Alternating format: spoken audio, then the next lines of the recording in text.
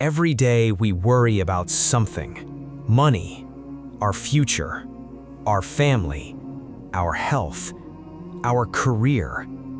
Sometimes it feels like we're carrying the weight of the whole world on our shoulders. But Allah never asked us to carry that weight alone. This is where tawakkul changes everything. Tawakkul means trusting Allah while still doing your best. It doesn't mean sitting at home and waiting for life to change. It doesn't mean giving up and saying Allah will take care of it. Real tawakkul means you make the effort. You work hard. You pray. You make dua. You keep trying. Then you leave the results to Allah. Many of us trust Allah when life is easy.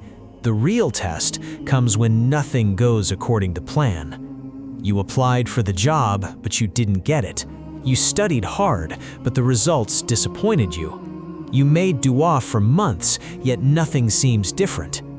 In those moments, Shaitan whispers that Allah has forgotten you. But that isn't true. Allah sees what you cannot see.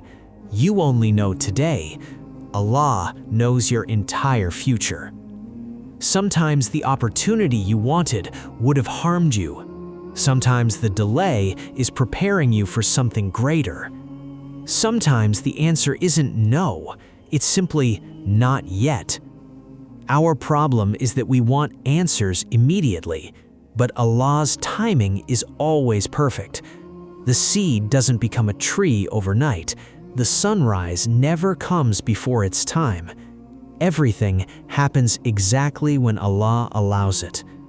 That doesn't mean you stop trying. Keep applying, keep learning, keep working, keep making dua, keep praying, keep improving yourself.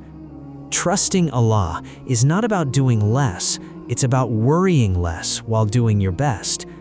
There is peace in knowing that after you've done everything you can, the rest is in Allah's hands.